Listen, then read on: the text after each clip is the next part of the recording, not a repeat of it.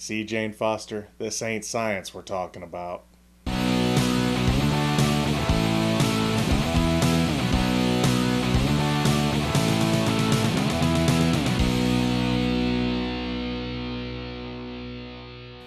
everybody, I'm Geno Reynolds from The Real Geno. Today we're going to find out if Benedict Cumberbatch can bring a little bit of magic to Marvel movies and Doctor Strange.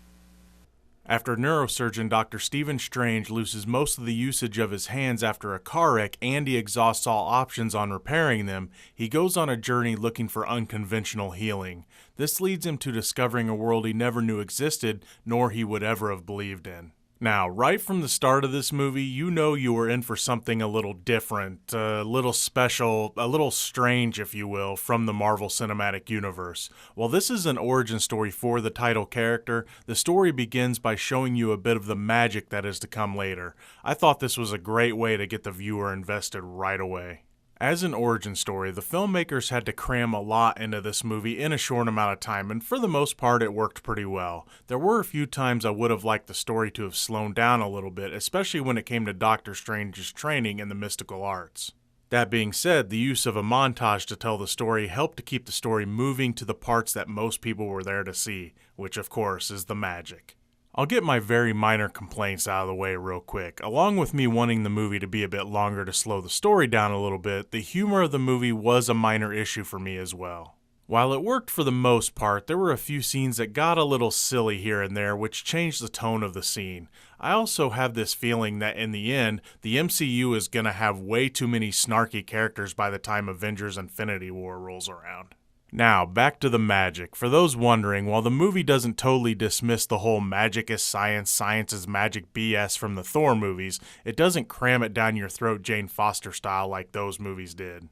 It does make one minor mention of it, but this is to help Doctor Strange's understanding of magic and spells. After that, they just let it be what it's supposed to be, which is mind-blowingly awesome magic.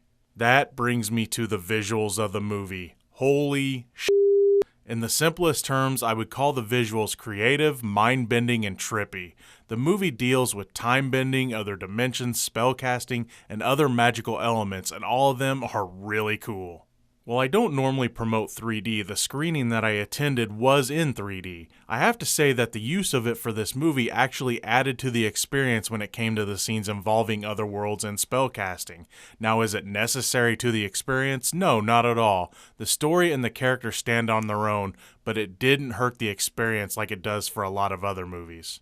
I would compare it to the movie Dread, in which the technology was used in such a smart way that it made you feel like you were part of the movie. It's been a while since the casting rumors for this movie were circulating about, so I don't really remember everybody that was supposed to be up for the role, but I have to say that, and to no great shock, Benedict Cumberbatch is Dr. Stephen Strange. There's not really much to say about it, he just got the role. He is as great as the character as the fans of the character and fans of his could really hope for. He handles the cocky attitude that leads to the broken man, that leads to the hero that he needs and is destined to become. For those that were going to complain about Tilda Swinton as the Ancient One, well, just don't. The reason she was picked is because there is no actor out there today that screams mysterious and ambiguous than she does, and that is exactly who and what this character needed to be, and Swinton pulls it off the way I knew she would, because she's awesome. Mads Mikkelsen as the villain was decent, but he somewhat suffers from what the majority of the villains in the MCU that aren't named Loki suffer from, which is underdevelopment.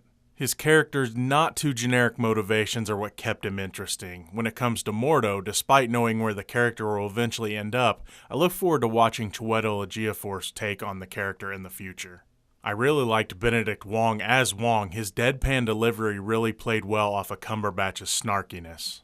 Oh, and I shouldn't have to say this by now, but if you decide not to stay through the credits of a Marvel movie, well, then that's your decision. But given that it's a stupid-ass decision, I've elected to ignore it. A hint about the mid-credit scene? Unlimited beer. Doctor Strange is everything you hope for when it comes to the idea of magic in the Marvel Cinematic Universe. Benedict Cumberbatch leads the charge in a great movie that puts together the character's origin story with a mind-bending experience that needs to be experienced on a big screen. I look forward to seeing this character in whatever movies Marvel decides to add him to. But remember, it's only just one guy's opinion. As always, thank you so much for watching. If you like what you've seen here, please subscribe to the Real Geno YouTube channel, give this video a thumbs up, and feel free to comment below. Until next time, I'm Geno Reynolds from The Real Geno.